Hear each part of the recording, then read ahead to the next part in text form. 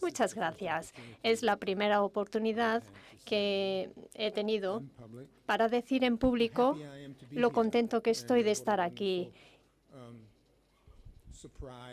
Ha sido una sorpresa maravillosa. Me ha encantado poder venir a Asturias, a Oviedo, y que me hayan dado este galardón tan increíble que muchos de mis colegas han recibido. Solo tengo una queja con la prensa. La prensa o los medios han dicho que la razón por la que estaba contento es porque no era muy mayor, pero realmente lo que dije es que estaba contento por haber recibido este galardón porque era algo que me motivaba, porque no importa lo viejo que uno se haga siendo escritor, pero alguien necesita que se le motive para que sigas haciendo lo que estás haciendo. Es hacer una contribución y hacer algo útil en la vida. Y entonces este premio Princesa de Asturias ha conseguido precisamente eso. Esto me motiva muchísimo. Así que estoy muy agradecido. Y si tienen alguna pregunta, estaré encantado de responder.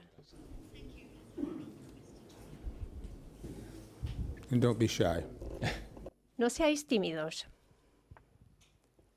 Bueno, yo quisiera hacer una pregunta sobre los cuentos, sobre las narraciones cortas. Por favor, indique su nombre y el medio. Luis María Alonso, Nueva España. Gracias. Suyo es el mérito de una estupenda antología de cuentos. La narración corta pertenece más que ninguna otra a la tradición americana. Grandes narradores han publicado en revistas como Squire y sigue haciéndolo en el New Yorker. Pero el relato corto no ha sido siempre bien recibido por los editores del libro. ¿Ha cambiado esa percepción con respecto a los editores y al cuento?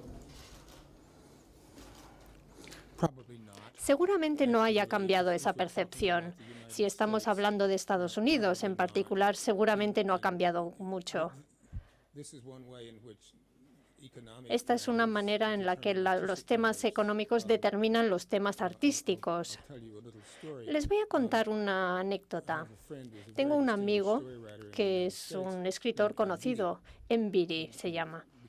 Ella se convirtió en una persona famosa en Estados Unidos en los años 70 y siguió escribiendo cuentos y más cuentos. Y ella vivía en Nueva York y tenía muchos amigos que eran homosexuales, eran gays. Y en los años 80 empezaron a morirse porque el SIDA... Bueno, había mucho SIDA en Estados Unidos en aquel entonces y ella se desesperó porque muchos de sus amigos se habían muerto y decidió que ella se marcharía de Nueva York y que se iría a instalarse en Virginia porque ella era de ahí. Y su editor dijo, no te vayas de Nueva York, deberías quedarte en Nueva York. Y ella dijo, no, no soy feliz viviendo en Nueva York. Entonces se marchó y su editor se enfadó porque ella se hubiese marchado de Nueva York y no publicó sus historias a partir de entonces y dejó de escribir ella, puesto que él decidió no publicar sus obras. Y es una manera de decir que no solamente la economía hasta cierto punto determina lo que hacen los artistas, lo mismo pasa con los pintores, los músicos, pero también la falta de lectores afecta mucho lo que hacen los escritores y no se sienten desafiados o no tienen ningún desafío para escribir. Entonces, para volver a tu pregunta original, creo que no, que el ambiente en el mundo de los editores en Estados Unidos haya cambiado para instar a que escribamos cortos. Raymond Carver de vez en cuando aparece, o John Sanders, o gente parecida, y por alguna razón de repente decimos, los cuentos tienen un renacimiento, pero es un renacimiento muy breve y luego desaparece. La verdad es que siempre habrán algunas personas que escriban historias cortas, los jóvenes, y yo también. Así que hay esperanza. Siguiente pregunta, por favor.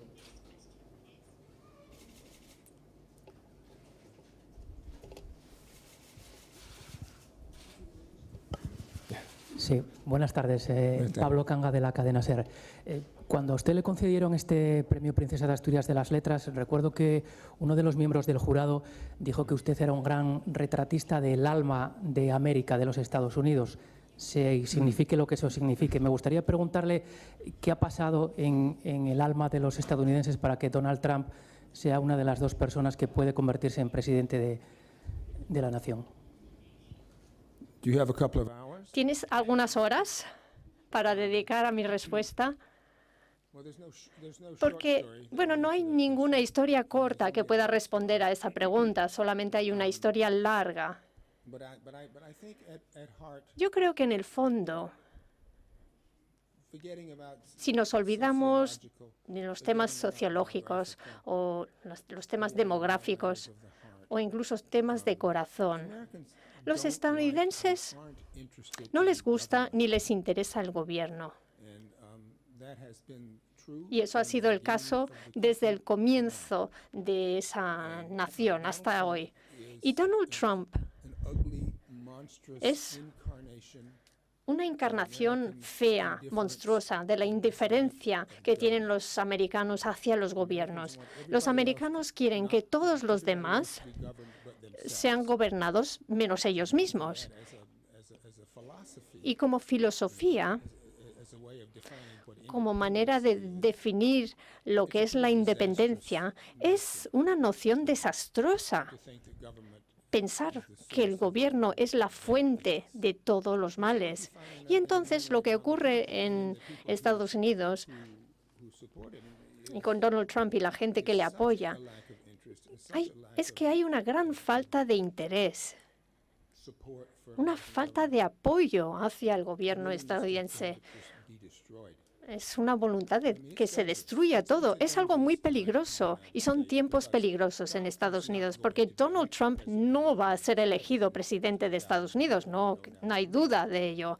Creo que nadie tiene ninguna duda, excepto los que viven ahí, los millones de personas que le apoyan. Pero no hay suficientes personas que le apoyan.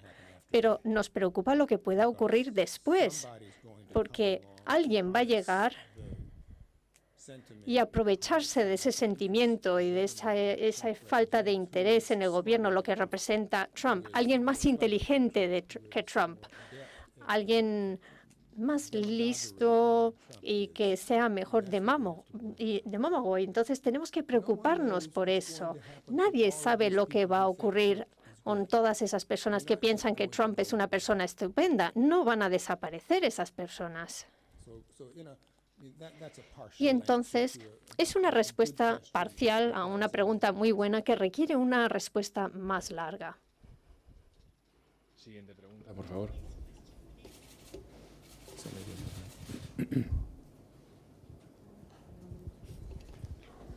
Hola, buenas tardes. Soy Pache Merallo del diario El Comercio de aquí de Asturias.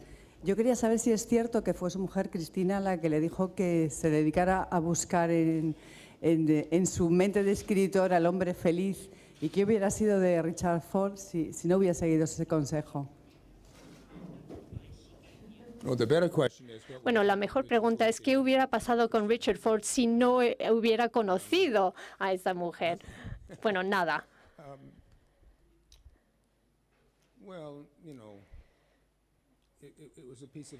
Bueno, fue un consejo que nadie me había dado, porque yo era un escritor joven que pensaba que la oscuridad era una excusa en sí misma y que la oscuridad, el espíritu, el alma humano eran temas adecuados para hacer buena literatura. Y cuando me dijo eso, yo realmente no supe cómo responder a ello. No sabía qué era la felicidad en un personaje literario, a menos que fuera alguien ridículo o cómico. Pero tuve que responder a esa pregunta yo mismo. Y entonces me dije, ¿uno cómo puede crear una novela seria y dedicarlo a describir a alguien feliz? Y pensé, bueno, la manera de hacerlo es empezar con un personaje que no es feliz, que está haciendo todo lo posible para ser feliz. Y el proceso de hacerlo y de publicitar ese hecho a lo largo de la novela. Soy un hombre que ha perdido un hijo. Soy un hombre que ha perdido su matrimonio, soy un hombre que ha perdido su vocación. Entonces, ¿qué puedo hacer conmigo mismo para sobrevivir? ¿Qué puedo hacer conmigo mismo para hacer que los años que me queden sean buenos, útiles? Y así es como lo definí yo. Y creo que Cristina está satisfecha de que lo hubiese hecho así, pero no creo que me estaba dando ninguna lección de cómo tenía que hacerlo. Simplemente dijo, responde a esa pregunta como puedas. Y yo lo tomé muy en serio porque era algo totalmente nuevo para mí y sabía que la manera en la que yo había escrito libros hasta la fecha eran solo semi-exitosas. Y cuando yo le hice caso, muchas personas leyeron mis novelas después de esa fecha. O sea que fue un consejo muy bueno, creo.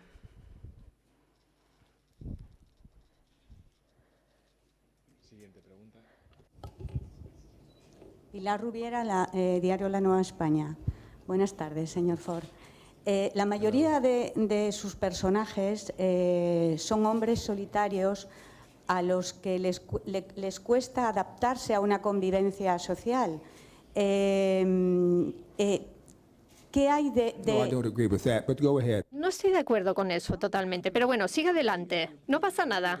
Tú eres la lectora, tú tienes tu punto de vista y tengo que respetar ese punto de vista. Me interesa también su punto de vista, porque yo saco esa conclusión. Les cuesta relacionarse o adaptarse a una organización social. Por lo menos esa es la sensación que yo tengo, que puede ser equivocada.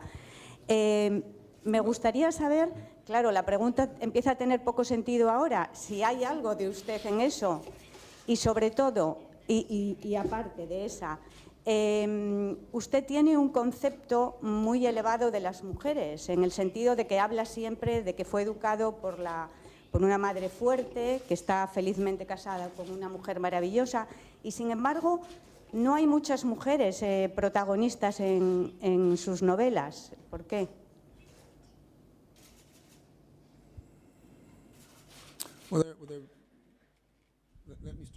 Bueno, voy a empezar al comienzo, al principio. Creo que estamos hablando de Frank Basten, por ejemplo. Él cuenta las historias que cuenta.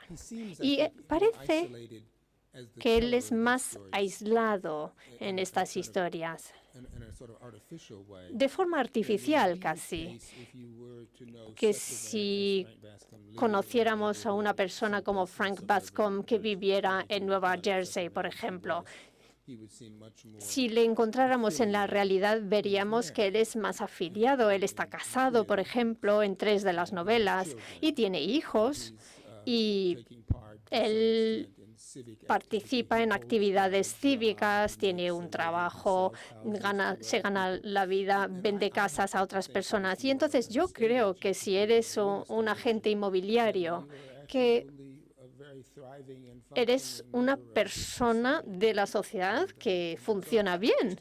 Y entonces, en cuanto a Frank Bascom, creo que si le extrapolamos de esa novela y le metemos en la sociedad, entonces le verías de forma un poco más positiva. ¿Y por qué no hay más mujeres protagonistas?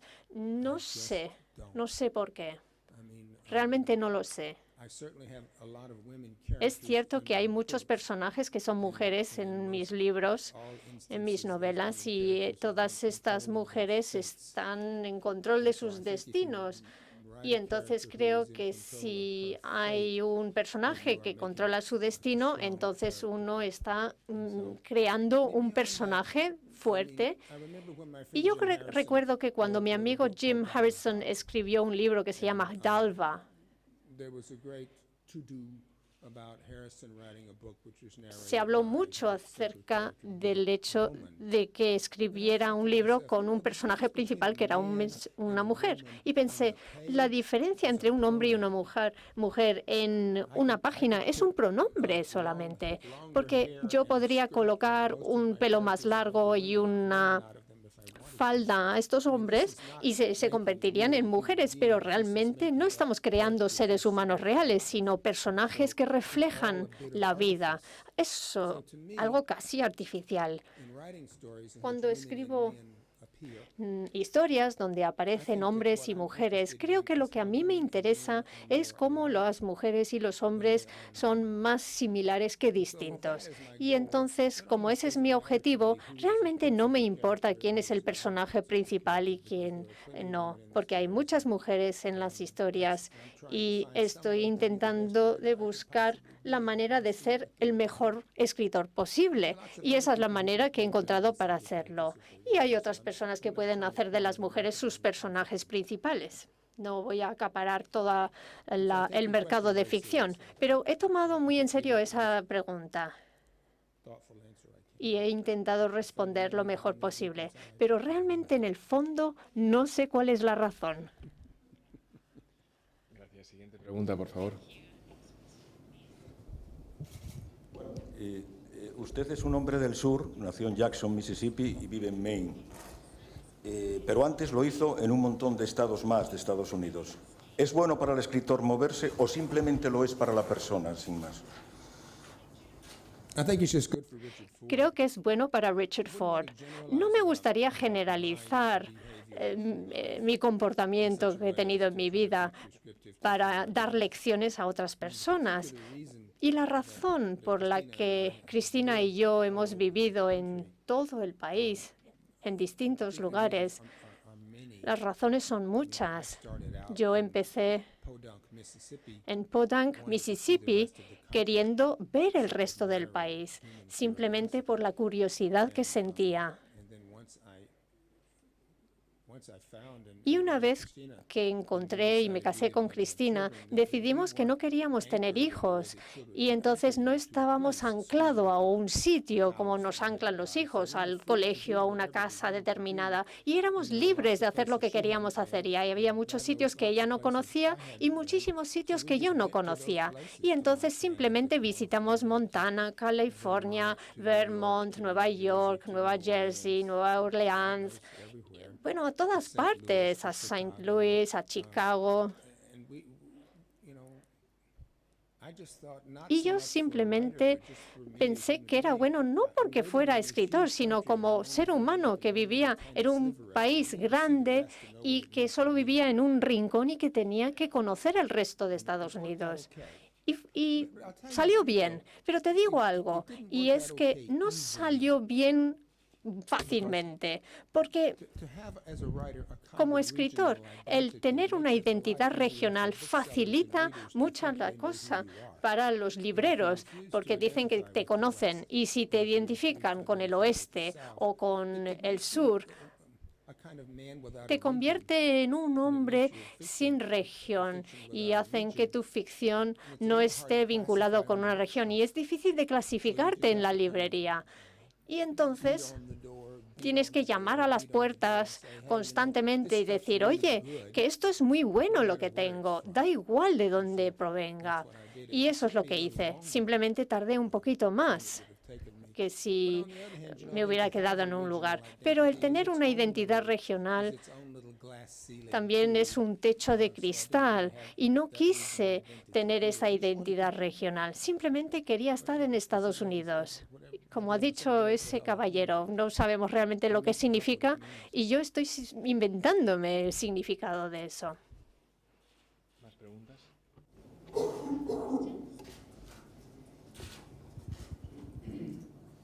And thank you, by the way. These are Muchas gracias por todas estas preguntas. Son muy buenas preguntas y las estoy tomando muy en serio. Buenas tardes, soy Jaime Cedillo del Cultural. Usted de joven estudió un máster de escritura creativa. Me imagino que usted es partidario de la idea de que se puede enseñar a escribir literatura. Quería preguntarle qué les diría a aquellos que piensan que esto solo depende del talento innato, del entrenamiento de la lectura únicamente. Que deberían empezar a escribir de inmediato. Deberían empezar a escribir de inmediato, no deberían esperar 2 años para empezar. Porque quizá presumes más de lo que hago yo. Lo que pienso que se puede hacer para los escritores jóvenes es instarles. Ahí es donde empezó la conversación. Se les puede instar a leer las obras leyendo las obras que han producido. Yo no lo hago personalmente, pero antes sí lo hacía y se pueden hacer comentarios. Y creo que nadie enseña reglas para saber cómo escribir historias cortas o enseñar reglas para saber cómo escribir novelas. Por ejemplo, de Somerset Maugham, la línea es que hay 3 reglas para escribir una novela. Pues desgraciadamente nadie conoce cuáles son esas reglas. Y eso ocurre con todo lo que se escribe de forma utilizando la imaginación. Entonces, yo creo que nadie necesita. Muy bonito. Creo que nadie necesita estudiar para convertirse en escritor. Quizá el mejor escritor de mi generación en Estados Unidos, Robert Stone, nunca estuvo ni una mañana en una universidad y era uno de los mejores. Así que da igual cómo lo consigas. Cuando Montmartre estaba en los mejores años, a principios del siglo XX, los pintores se enseñaban sus cuadros, y iban a visitar los estudios y se hablaban acerca de sus obras y sus trabajos. Y un pintor joven decía a uno más mayor, mostraban sus obras y los comentaban. No es nada distinto. Y el hecho de que esto se haga en el campus, un campus universitario, quizás sea lo único negativo.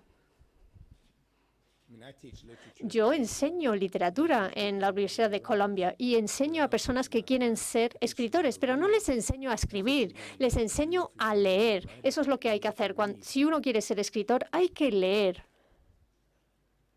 Nos queda tiempo para una última pregunta. Sí. Sí. No. Una más. Ah, sí. Perdón. Simplemente quería preguntarle su valoración sobre el último Nobel de Literatura.